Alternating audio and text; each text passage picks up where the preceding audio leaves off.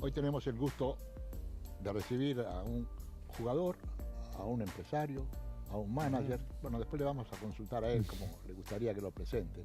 Creo que en el fondo puede elegir jugador. Y alguien que ha jugado mundiales, con lo cual eso tiene un aditamento especial para este programa. Y alguien que fue destacado, casi famoso diría yo, ya en juveniles. Sí, sí. En juveniles. Y compitiendo contra ¿Puedes decir cómo se llama?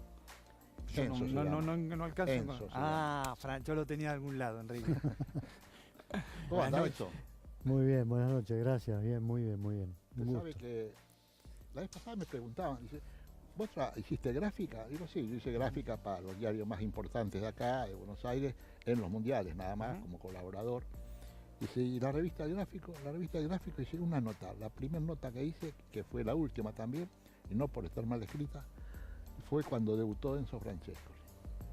Y yo puse en el título, entró en la cancha en puntas de pie. En puntas de pie, sí. ¿Se acuerda de eso? Sí, me acuerdo, claro. Y jugaba así.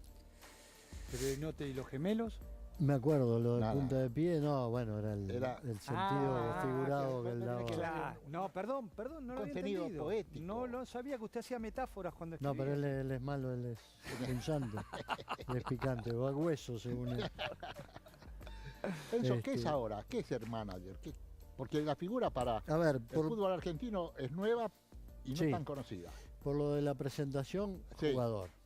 Yo creo Jugador. que uno va a ser toda la vida jugador. Obviamente un ex hoy, pero tengo el alma de jugador y la mantendré siempre, creo.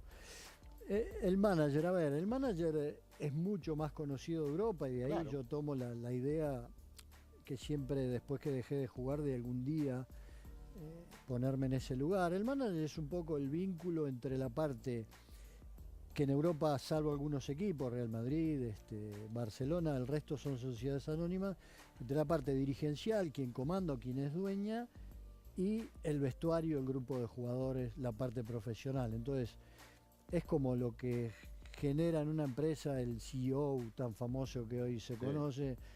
Es quien baja un poco la línea, el quien hace el ida y vuelta entre la parte profesional. De todas maneras, por lo que veo, tiene más autoridad de la que se le adjudica teóricamente, visto desde afuera el cargo, ¿no? A ver, la autoridad, por eso también es un vínculo, la autoridad te la dan quienes te dan ese vínculo. Si yo tengo un presidente Correcto. o un vicepresidente o la gente de River, en este caso los directivos, que ni me preguntan ni le dan bola a las cosas que yo digo, es un cargo que no tiene sentido. Y por otro lado, si tengo un técnico que también para mí es complicado hablar con él, o no tengo un ida y vuelta en un diálogo, tampoco tiene sentido que esté. Entonces se tienen que dar estas dos cosas, sobre todo la dirigencial, que es algo que creo que es lo que más cuesta aquí en la Argentina, ¿no? Que el dirigente tenga una persona en la cual digamos, lo tiene como el lugar de diálogo, como persona de diálogo, y la cual cree mucho en lo que le dice. Al comienzo del programa estábamos hablando un poco de la cuenta regresiva del Mundial. Jugaste 2 mundiales. Explícame la sensación del futbolista cuando vamos entrando en la fase final previa a un Mundial. Antes que lo designen. Sí, porque esta es la historia. En esta historia, ¿qué piensa el jugador? ¿Está cómodo con esto de estar o no en la lista? ¿Incertidumbre? A eso apunto. Es casi... La situación del Mundial es casi única, digo. Algunos la viven muchas veces, yo tuve la suerte de vivirla 2, pero... ¿Siempre sabías que estabas en la lista? Claro, eso viviste iba por la respuesta. Depende de la situación que estés, ¿no? Claro. No es lo mismo la situación de Leo Messi que la situación de otro jugador que está en esa incertidumbre de si queda o no en la lista, pero de todas maneras imagino que para aquel que está en la incertidumbre debe ser bastante complicado, terrible, y para aquel que ya sabe, como el caso de Leo y algunos otros que ya saben que iban a participar después de clasificar en el Mundial, yo creo que la cabeza te la lleva casi todo el tiempo sí, bueno, un partido prefiero no recordar mucho con Dinamarca, pero respecto a eso era que yo creo que el jugador después que sabe que va al Mundial ya está mucho pensando en eso. ¿Y ¿no? qué es? ¿La ansiedad pasa por encontrar el equipo? Porque nosotros estamos con esta historia de Argentina, estos partidos van a ser importantes, los amistosos, el hecho de estar juntos ahora en el complejo de la AFA, en Cataluña, ¿Es más una historia periodística o es algo que ustedes también, el jugador dice, che, tenemos que encontrar el equipo en la previa del Mundial? A eso apunto. Contame vos desde el lado del jugador. No, yo creo, del lado del jugador, yo creo que uno quiere llegar lo mejor posible, tratar de estar bien físicamente. ¿Y ya sabés vos que estás bien para ese Mundial? ¿Entendés? Depende. Claro, Yo, como te agarre la circunstancia. claro, como te agarre. Yo me acuerdo, llegué al Mundial del 86 con mucha previa, estuvimos en la altura en Colombia porque nos tocaba jugar en Toluca nuestra serie en la altura de México. Entonces digo, diferente. Con el Mundial del 90 llegué casi sobre la hora. Fui el último jugador que llegué, pues yo me tuve que quedar, jugaba en Marsella y llegamos hasta semifinales de Champions y me tuve que quedar casi hasta el final, no tuve casi preparación.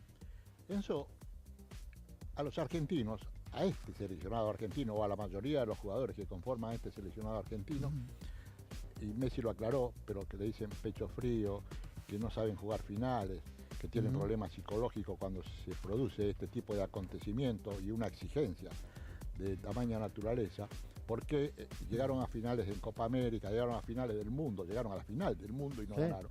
Lo que yo creo que es un gran mérito. Pero eso, ¿qué le produce al jugador? Le produce inseguridad para el futuro, se siente injustamente tratado, más allá de que en definitiva cuando sale de la cancha dice, si este lo hubiera hecho, estábamos todos salvados. ¿Qué es lo que pasa? Y un poco de todo. La sensación, a ver, el jugador de fútbol es un ser humano, entonces de hecho tiene las mismas sensaciones que tiene cualquier otro profesional o laburante en su día a día. Entonces cuando se siente menospreciado, siente que es menospreciado, cuando se siente insultado, siente que es insultado, cuando se siente que es injustamente, como el caso que planteaba de estos jugadores, siente que es injustamente.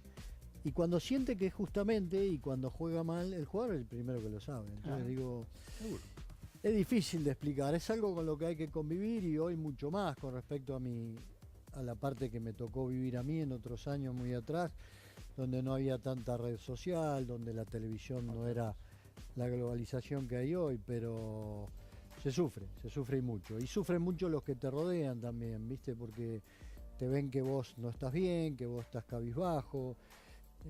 Quita mucha confianza. Yo creo que no es fácil, sobre todo en circunstancias puntuales en donde vos sabés que defendés tu país, tu honorabilidad, porque mucha gente pone hasta en duda tu honorabilidad, si fuiste para adelante. Es una pasión nacional y uno la traiciona, ¿no? Porque le tocan el himno, después la bandera, tienen los colores de la bandera del país, y toman el espectador y parte de la prensa que le transmite al espectador y le hace creer que es una causa nacional.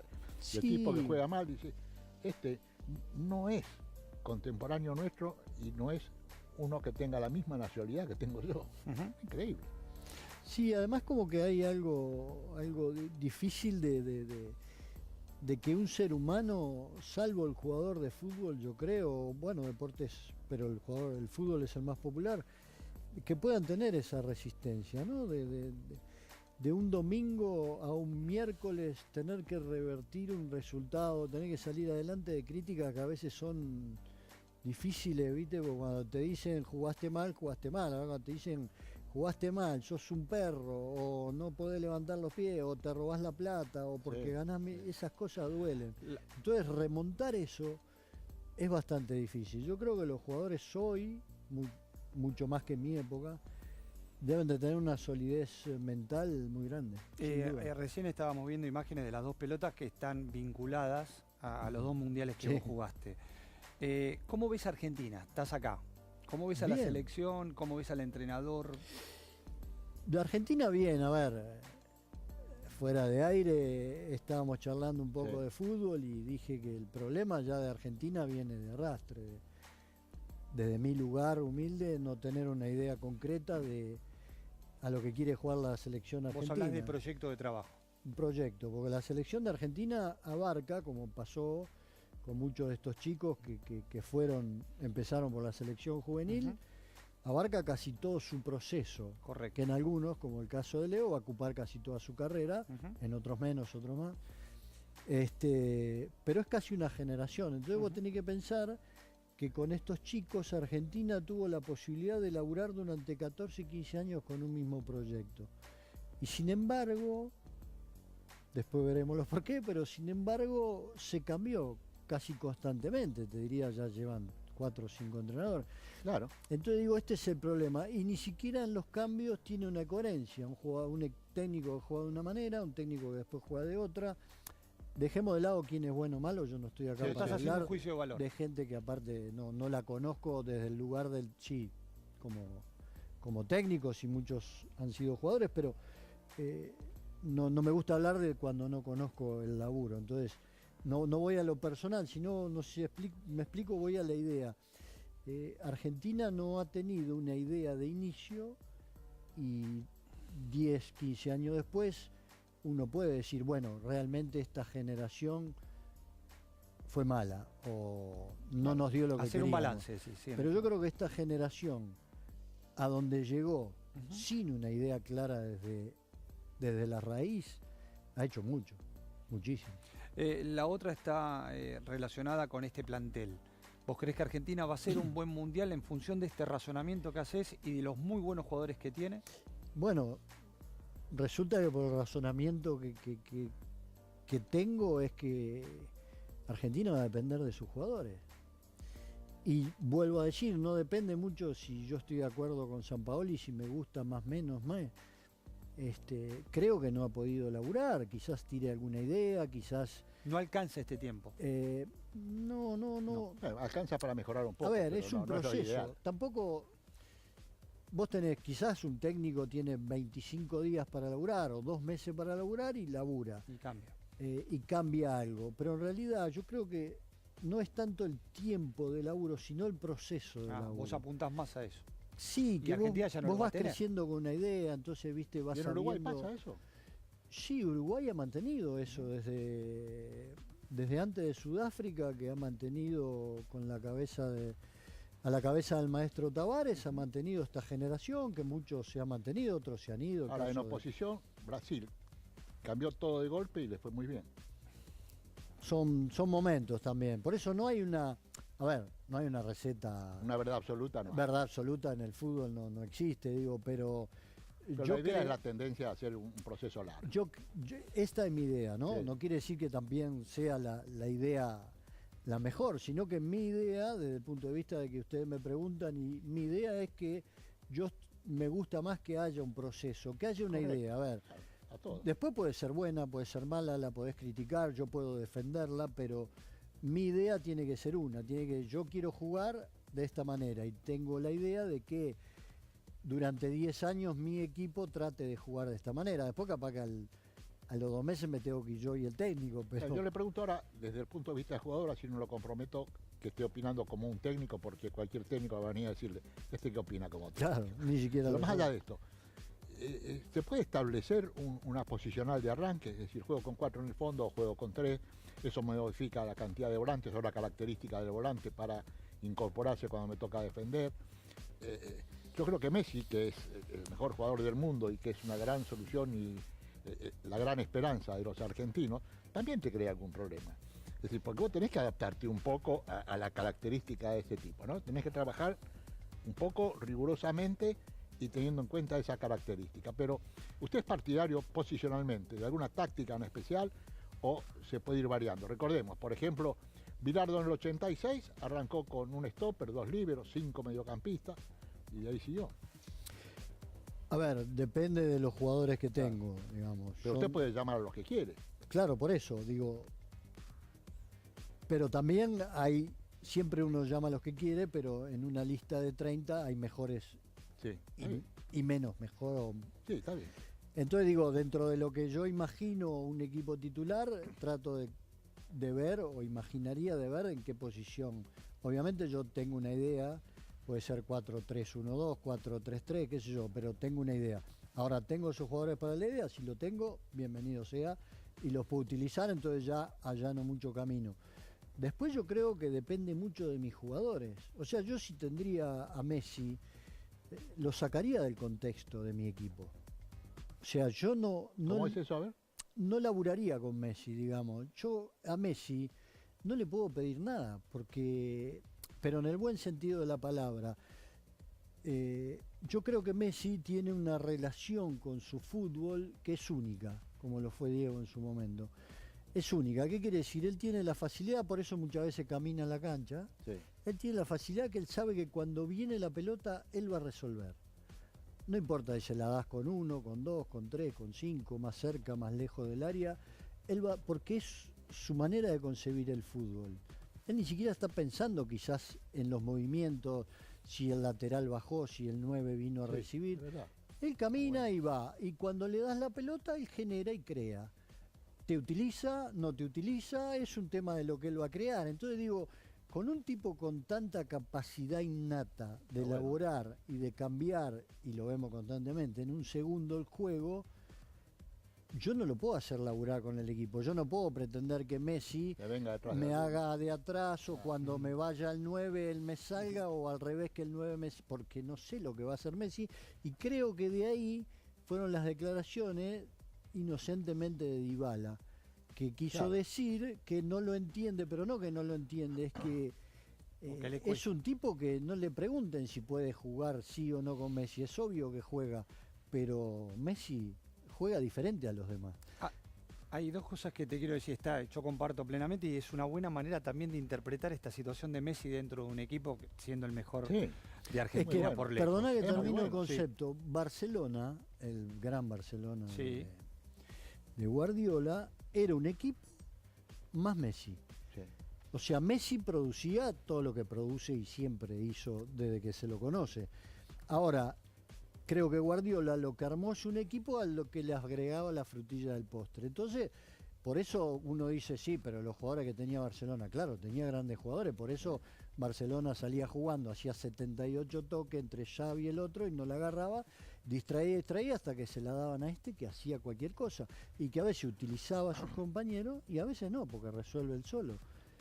Creo que es el mayor ejemplo de lo que uno... Entonces yo creo que uno acá han estado muy pendientes de cómo involucran a Messi, cómo los jugadores ayudan a Messi. No, déjenlo en paz. Ahora, usted sabe que a mí me gusta seguirlo, termino con esto, seguirlo sin la pelota, cosa que a través de la televisión es bastante difícil. Hay que verlo jugar en vivo, porque uno ahí puede seguirlo, porque la televisión, por razones técnicas y obvias, tiene que seguir con la pelota. Entonces te lo muestra poco, pero vos mirás y espiás y te imaginás.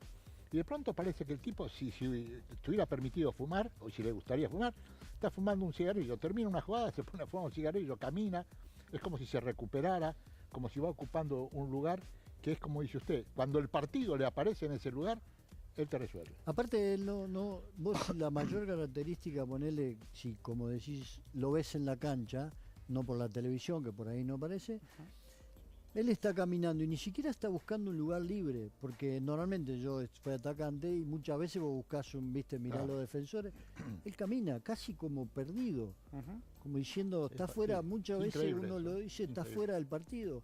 No, capaz que está más enchufado que vos, pero está esperando que le venga la pelota.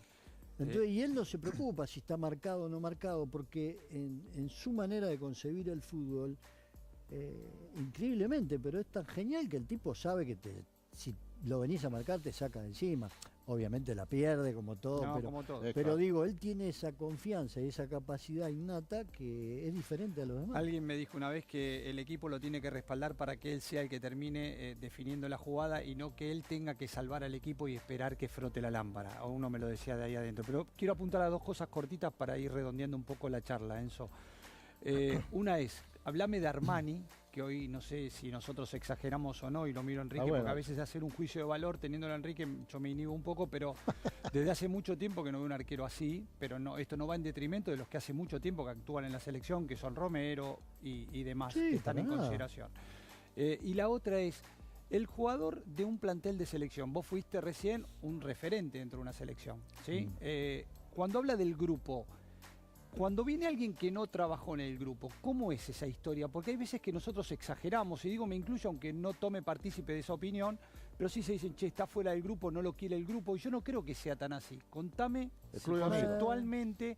Se exagera un poco. Ahí está, eso, a eso quiero apuntar.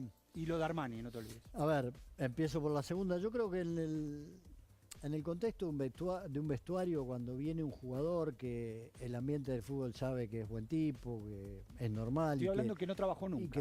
Pero igual, que le está tocando un buen momento, no es un problema. lo tendrá que después rivalidar en el día a día ahí con el grupo y en los partidos que le toque jugar.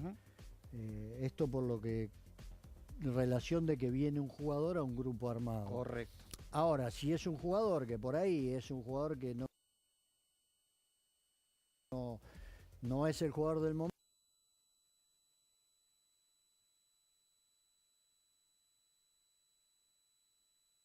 momento o no está genial, que el tipo sabe que si lo venís a marcar te saca de encima. Obviamente la pierde como todo, No, pero, como todo. pero digo, él tiene esa confianza y esa capacidad innata. Y demás. Sí. Pero que él tenga que salvar al equipo y esperar que frote la lámpara. O uno me lo decía de ahí adentro. Pero quiero apuntar a dos cosas cortitas para ir redondeando un poco la charla, Enzo. Una es, hablame de Armani, que hoy no sé si nosotros exageramos o no, y lo miro a Enrique, bueno, porque a veces hacer un juicio de valor teniéndolo a Enrique, yo me inhibo un poco, pero desde hace mucho tiempo que no veo un arquero así, pero no, esto no va en detrimento de los que hace mucho tiempo que actúan en la selección, que son Romero y demás, Sí, que están en para nada. consideración. Y la otra es, el jugador de un plantel de selección, vos fuiste recién un referente dentro de una selección, ¿sí? Cuando habla del grupo, cuando viene alguien que no trabajó en el grupo, ¿cómo es esa historia? Porque hay veces que nosotros exageramos, y digo me incluyo aunque no tome partícipe de esa opinión, pero sí se dicen, che, está fuera del grupo, no lo quiere el grupo, y yo no creo que sea tan así. Contame conceptualmente. Se exagera un poco. Ahí con está, eso, a ¿no? eso quiero Yo creo apuntar. que, Y lo de Armani, no te olvides. a ver, empiezo por la segunda. Yo creo que en el contexto de un vestuario, cuando viene un jugador que el ambiente del fútbol sabe que es buen tipo, que es normal. Estoy hablando que no trabajó y nunca. que pero igual, que le está tocando un buen momento, no es un problema. Lo tendrá que después rivalidar en el día a día ahí con el grupo y en los partidos que le toque jugar.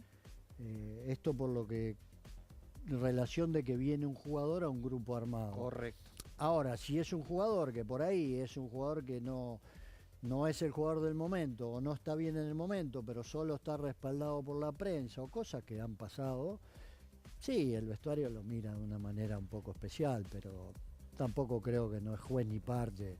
Muchas veces No define la historia. Muchas veces uno en un vestuario... Depende de Armani. las características personales para incorporarse él al... Sí, y aparte muchas veces, a mí me ha pasado al menos, muchas veces cuando sucede en alguna situación de esta, el vestuario por lo general se pone en un lugar de no tengo nada que ver, ¿viste? Es un tema del técnico, bueno, y lo aceptás. Después hay gente que se adapta mejor, otros mejor, peor, no pasa nada. No veo un problema en eso, ni en Armani, que ahora te voy a explicar lo que pienso de Armani, ni en cualquier jugador que llegue nuevo a una selección. No creo que sea un problema. Armani, a ver, Armani hace rato que atajaba a este nivel en Colombia, y de hecho quienes lo conocen de Colombia te lo dicen. A mí me lo habían dicho, cuando lo contratamos me dijeron, entre ellos un gran amigo, porque lo conozco y sé de la franqueza que tiene, Gregorio Pérez, me dijo: te llevaste el mejor arquero de América, porque yo lo tengo todos los domingos acá en el campeonato, cuando él dirigía Independiente de Santa Fe. Entonces, bueno, lo que pasa es que se dio una realidad que primero no pudo venir antes porque él se quiso quedar a terminar la Libertadores con Nacional, que después termina ganando. Fue aquel famoso diálogo que yo comenté en una radio y terminaron diciendo o saliendo como que yo había minimizado lo de Lux, ¿no? Sí. Pero y después vino y mantiene el nivel que habíamos visto. Obviamente por ahí la regularidad, la confianza que agarró, que ni bien llegó empezó a atajar bien, que en el partido quizás más importante que fue la Supercopa en estos meses atajó. Entonces todo eso genera un estado de ánimo que obviamente lo pone arriba. Está en un gran momento, y después vos lo ves al tipo y el primero es lo más tranquilo, es un pozo de agua. Me hace acordar mucho a Barovero en la manera de ser. Habla poco, interviene lo justo. ¿A Francescoli no?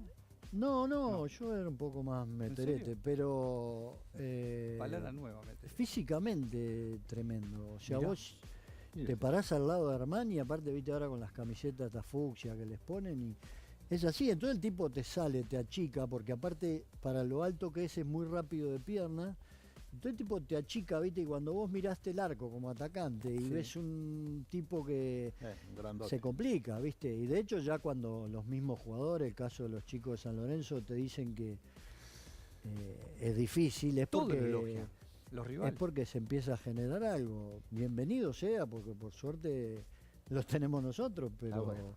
es un arquero muy interesante. Sí. Enzo, muchísimas gracias. Nada, un placer, Por la una visita, linda ¿eh? charla. ¿Estabas cómodo? No, comodísimo, sobre Bueno. todo por Macaya. No, yo sabía. Gracias. Un placer. Los Señores, invitados siempre dicen lo Enzo mismo. Francescoli Gracias. se va de la cancha en puntas de pie. Ojo con los gemelos.